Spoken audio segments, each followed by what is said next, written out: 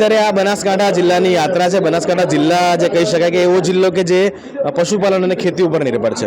ત્યારે કોંગ્રેસની આજની જે આ બેઠક થઈ રહી છે, જ્ઞાનીબેન અહીંયા આવી રહ્યા છે. આમાં ઘણા બધા ખેડૂતો જે છે અહીંયા, અને ખેડૂતો કોંગ્રેસમાંથી આવ્યા છે, એટલે કે કોંગ્રેસના ઘણા બધા પ્રશ્નો ત્યાં હોય છે, ખેડૂતોના પ્રશ્નો હોઈ શકે છે.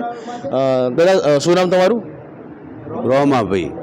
રોમાભાઈ, શું પ્રશ્નો છે ખેડૂતોના? હે, ખેડૂતોના શું પ્રશ્નો? પાણી વધબજ, બીજું કોઈ જોતું નથી ને. પાણીની જરૂર છે. પણ આ પાણી જે નર્મદાની કેનાલ વાળો વિષય ચાલે છે, બાકી ડેમ વાળો વિષય છે. હવે આમાં તો મારા સરપંચની ખબર, મને તો કોઈ ખબર આવી પડતી નથી ભાઈ. આ પૂછો ભાઈ આવતા ભાઈ. દેવશીભાઈ. દેવશીભાઈ, શું પ્રશ્ન શું છે અત્યારે? આમ અત્યારે હાલ તો પ્રશ્ન ખેડૂતોના બે છે.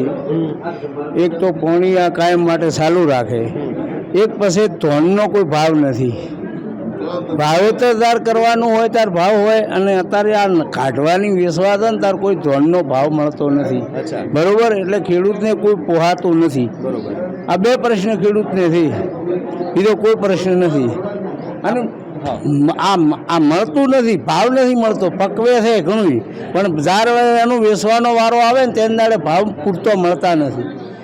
મેન આ ધોન માટેની પ્રશ્ન છે. બરોબર, અને આ પોણી તો આ ચાલુ રાખે તો અત્યારે તો રેડી છે પોણી, પણ આ કાયમ માટે ચાલુ રાખે તો સારું છે. એટલે પાણીનો જે પ્રશ્નની જે વાત કરવામાં આવે છે, બનાસકાંઠા જિલ્લામાં જે તે વખતે સૂકું હતું, પરંતુ લોકો એવું કહે છે કે ભાઈ ભાજપ સરકાર આવ્યા પછી પાણી સારું એવું આવ્યું છે બનાસકાંઠામાં. પાણી તો પહેલોય આવ્યું 5 વર્ષ, 5 વર્ષ ઉકાઈ ગયું, 5 વર્ષથી વળે ચાલુ છું. બરોબર, ફેર દોડનું ચાલુ છું. અત્યારે હાલ ચાલુ છે પાણી. બરોબર, પછી એક આ સમ અમારે બોધવાનું છે નદીવાળું, તો કાયમ અમારે આ પ્રશ્ન હલ થઈ જાય. આ નદીનું સમ છે ને એ પાણી અમારું વેડફાઈ જાય છે નદી. આ નદીનું બોધ્યા પૂરું ને તો અમારે કાયમ શાંતિ થઈ જાય. આ માગ છે અમારી ખેડૂતોને. તમે ધાનની વાત કરી, તમારા ધાનના ભાવ જોઈએ છે, તો કેટલા ભાવ અત્યારે મળે છે, કેટલી માંગ છે? માંગ અમારે ભાવ બાજરીના ભાવ નથી મળતા, ઘઉંનો ભાવ નથી મળતો, પછી રાયડાનો ભાવ એનો પડ્યો 700 થી 1000 રૂપિયાનો. અને ભાવ વાવવાની પડ હોય તે અંદાડે, અને ધોન નીકળે અંદાડે 200-300 રૂપિયા ઉતારી નાખે. ત્યારે વાવેતર વાવણીયું ચાલુ થાય ત્યારે ભાવ વધારે હોય, પછી વેચવા તે અંદાડે ભાવ ઘટી જાય. ભાવ સમય સમતોલ મળતો નથી. એમ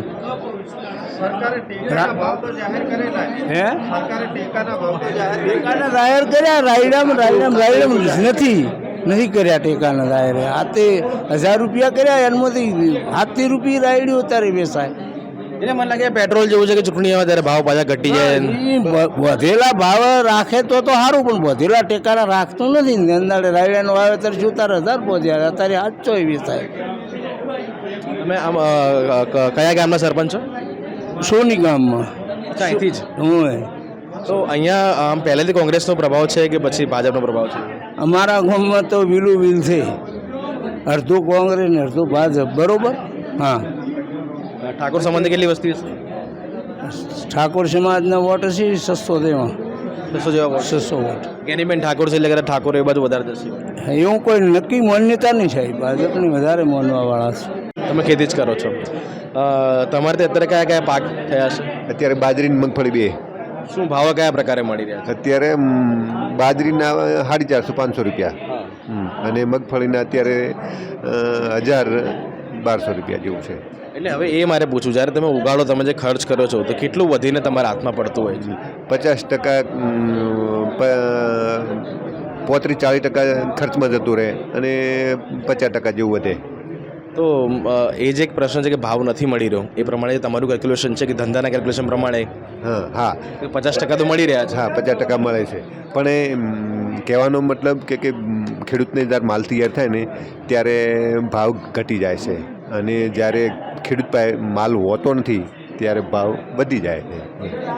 કુલ મળીને બે જ પ્રશ્નો છે, પાણી અને ખેતી પૂરતા ભાવ. પશુપાલનને લઈને ડેરી અહીંયા વધારે છે? તો પશુપાલનને લઈને ડેરી છે અહીંયા.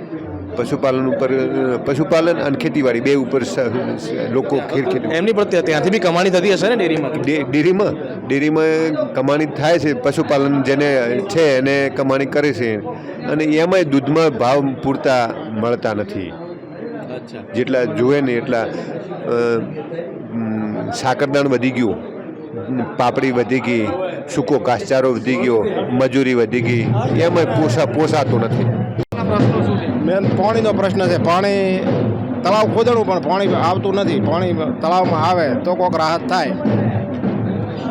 મેન પ્રશ્ન પાણીનો.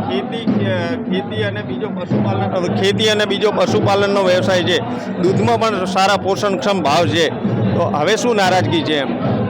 ખેડૂતોને પોષણક્ષમ ભાવ મળે તો સારું એમ. એરડો છે, તમાકુ, રાજગરા, જીરું, વરિયાળી એમ સારા ભાવ મળે તો ખેડૂત રાજી.